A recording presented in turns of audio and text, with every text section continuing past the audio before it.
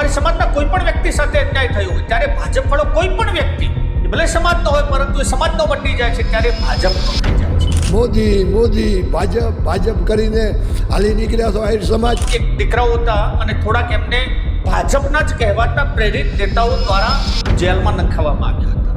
કારણ કે એમને નડતા હતા, કારણ કે બીજા વ્યક્તિના સાથે હતા એટલે ભાજપના સાથે નહોતા.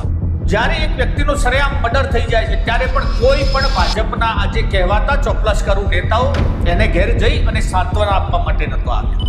ઢેડીને આપણી બેન દીકરીઓને પોલીસ લઈ જતા હતા ત્યારે માયાભાઈ ક્યાંય ગયા હતા? એક શબ્દ નથી બોલ્યા. આજે ભાજપના એજન્ટ છે એ રહી અને વોટ લેવાના માટે એ સમયે સમાજના બની જશે, સમાજના વફાદાર વ્યક્તિઓ થઈ જશે, કારણ કે એમના જોડે સત્તા છે, પૈસા છે.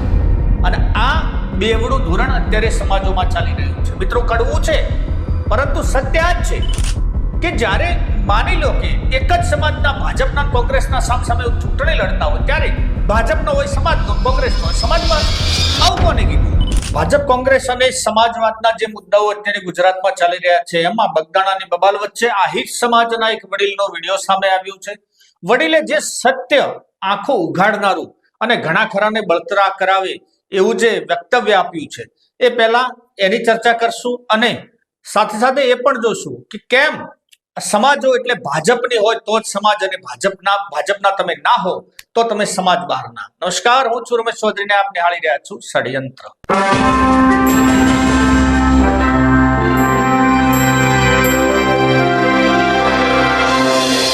મિત્રો, ઘણા સમયથી જે આ વિવાદ ચાલી રહ્યો છે એમાં હવે દરેક સમાજો કૂદી પડી છે, પરંતુ આહિર સમાજના જે વડીલનું કહેવું છે અને જે વડીલનો વિડીયો છે એ માયાભાઈને સરેઆમ કહી રહ્યા છે કે માયાભાઈ, આપણે આહિર સમાજના ચોક્કસ, પરંતુ આ ભાજપના એજન્ટ છો, આ ભાજપના પહેલા છો પછી આહિર સમાજના છો. જ્યારે પ્રવીણ રામ ઉપર હુમલો થયો એટલે મતલબ જેલમાં એમને અંદર નાખ્યા ત્યારે આપ ક્યાં હતા? કારણ કે ભાજપ સરકારે કરાવ્યું હતું. જ્યારે આહિર સમાજની બેન દીકરીઓને જ્યારે ઢસડીને પોલીસ મારતી હતી ત્યારે આપ ક્યાં હતા? અને હવે સમાજના નામનો ઓઢણો ઓઢી અને રાજનીતિ કરવા નીકળ્યા છો. પહેલા તો આ વિડીયો સાંભળી લો અને પછી ચર્ચા કરશું આપણે ઉત્તર ગુજરાતની પણ, કારણ કે ઉત્તર ગુજરાતમાં પણ એક સ્પેશિયલ કોમ્યુનિટી એટલે કે ખાસ મારી સમાજમાં પણ આ વર્તી રહ્યું છે ને અત્યારે ભાજપમાં છો તો જ તમે નાતમાં છો, તો જ તમે સમાજના છો, નહીતર આપ સમાજ બહાર છો. જોઈએ પહેલા વડીલનો વિડીયો. કોઈ તત્વ છે આહિર સમાજનું? મોદી મોદી ભાજપ ભાજપ કરીને હાલી નીકળ્યા છો આહિર સમાજ. જ્યારે આપણે અહીંયા વાંઢિયામાં કિસાન આહિરની બેન દીકરી ઉપર અત્યાચાર થયો હતો, પછી લોડાઈમાં જવાહરનગરમાં ઢેડીને આપણી બેન દીકરીઓને પોલીસ લઈ જતા હતા ત્યારે માયાભાઈ ક્યાંય ગયા હતા? એક શબ્દ નથી બોલ્યા. આજે ભાજપના એજન્ટ છે એ રહી ત્યારે આજે તમે અત્યારે માયાને કર્યા ભોગવો. માયાને પહેલાં બયાન દેવું ત્યારે વિચારવું જોઈએ ને બયાન દીધા પહેલાં, બરાબર? આજે ભાજપના હાથા બની અને વાહ કરો છો તો આજે શું ભાજપમાં તમારું સ્વાભિમાન છે આહિર સમાજનું? જય જવાન, જય કિસાન, જય લખધણી. મારે મારા આહિર સમાજને જણાવવાનું કે હીરા સોલંકીને જીતાડવાવાળા કોણ? અમરેશ ડેરના વિરોધમાં તેથી આયરે જ હતા ને, રામભાઈ કરીને ખોલેઆમ હીરાભાઈ સોલંકીને જીતાડવાવાળા કોણ? આયરો જ. ત્યારે ક્યાંય ગયા હતા આયરો તમે?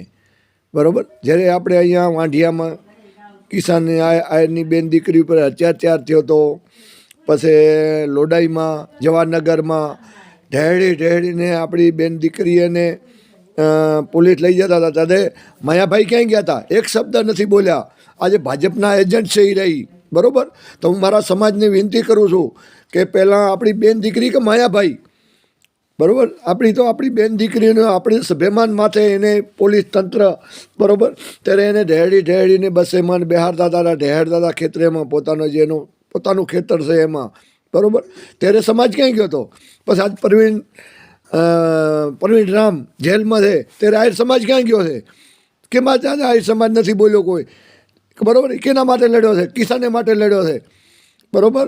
ત્યારે આજે તમે અત્યારે માયાને કર્યા ભોગવો. માયાને પહેલાં બયાન દેવું ત્યારે વિચારવું જોઈએ ને બયાન દીધા પહેલાં, બરાબર? આજે ભાજપના હાથા બની અને વાહ કરો છો તો આજે શું ભાજપમાં તમારું સ્વાભિમાન છે આહિર સમાજનું? કોઈ તત્વ છે આહિર સમાજનું જ્યાં મોદી મોદી ભાજપ ભાજપ કરીને હાલી નીકળ્યા છો આહિર સમાજ, બરાબર.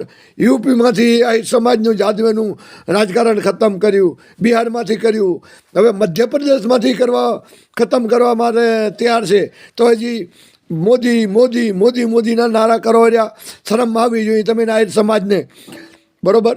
તારે રહી બેન દીકરીઓને જ્યારે ઢેડીને ખેતરેમાંથી બસેમાં બેહારતા હતા ત્યારે આહિર સમાજ ક્યાં ગયો હતો, બરાબર. ભાજપના એજન્ટ ન બનો ના, બરાબર ને.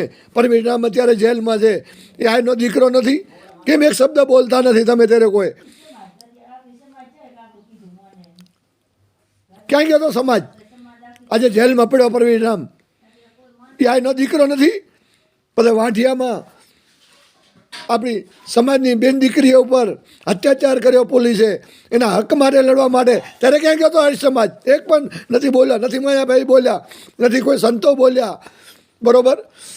કર્યા ભોગવે અને બેન દેતા પહેલાં વિચારવો જોઈએ માયાભાઈને, બરાબર. અને આજે ભાજપના હાથા બનો છો, ભાજપના એજન્ટ બનો છો, કર્યા ભોગવો, બરાબર. આમાં હું સમાજને નમ્ર અપીલ કરું છું કે કોઈ સમાજ આમાં આગળ ના આવતો તો આવો, તો પરવીન રામમાં આવો. જ્યારે આપણા ખેડૂત માટે અત્યાચાર થયો છે એના માટે આવો. જય જવાન જય કિસાન જય અલગ ધણી, રાધે રાધે બધેને. મિત્રો સાંભળ્યું ને, આ વડીલ જે કહી રહ્યા છે એવું ને એવું ઉત્તર ગુજરાતમાં થઈ રહ્યું છે. પહેલા ભાજપે કોઓપરેટિવ ઉપર કબજો કર્યો, રાજનીતિ ઉપર કબજો છે ને હવે તો સંપૂર્ણ સમાજો ઉપર એનો કબજો જમાવા મથી રહ્યું. કારણ કે સમાજના જે કહેવાતા આગેવાનો પણ જો ભાજપમાં હોય તો જે ભાજપના છે.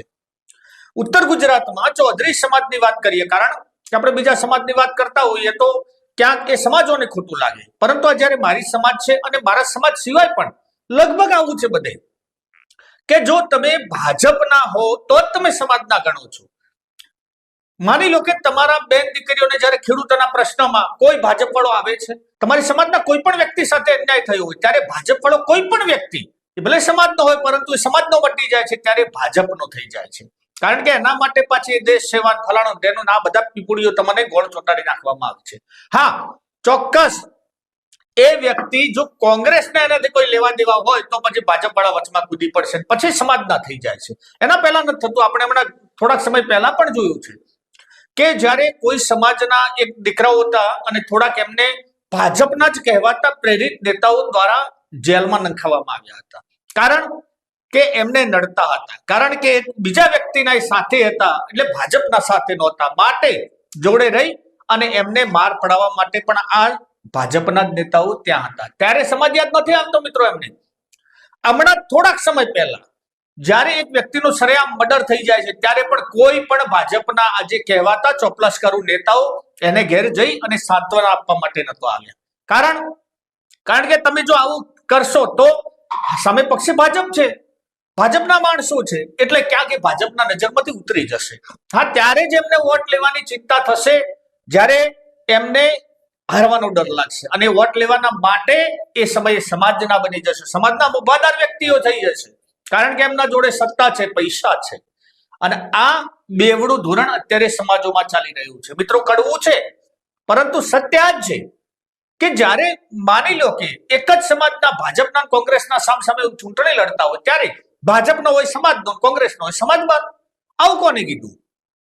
જ્યારે ડેરીઓનો ઇલેક્શન આવે, જ્યારે નાના મોટા કોઈ પણ ઇલેક્શનો આવે એટલે ભાજપ પ્રેરિત હોય એ સમાજનો અને ભાજપ પ્રેરિત ના હોય કોઈ પણ બીજી પેલા પક્ષનો હોય ત્યારે એ ઓટોમેટિકલી સમાજ બહાર જતો રહે છે. અરે એવા પણ કિસ્સા જોયા છે કે કોમેન્ટ કરવાના બદલામાં પણ સમાજ એને દંડ કરે છે, કારણ કે ભાજપના વિરોધમાં કોમેન્ટ કરે છે. મિત્રો આ બેવડું વલણ છે અને આ સમાજોએ શીખવું પડશે. આ વડીલે જે વાત કરી છે ને જે ચર્ચા કરી છે, ઘણી બધી સમાજોને પણ આંખો ઉઘાડનારો કિસ્સો છે. આના ઉપર મંથન ચોક્કસ જરૂરી છે. આપ આપના વિચારો, પ્રતિભાવો ચોક્કસ લખીને જણાવજો. વિડીયો ગમે હોય તો એને શેર કરો. દરેક વ્યક્તિ જો આને શેર કરશે તો સમાજના કહેવાતા જે ભાજપના નેતાઓ, જે સમાજના નથી ફક્ત ભાજપના છે, એમની આંખો ચોક્કસ ઉઘડશે. મિત્રો વિડીયો ગમે હોય તો લાઈક, શેર અને કોમેન્ટ કરજો. અને હા, ચેનલને સબસ્ક્રાઇબ કરવાનું ભૂલતા નહીં. જય હિન્દ, જય ભારત.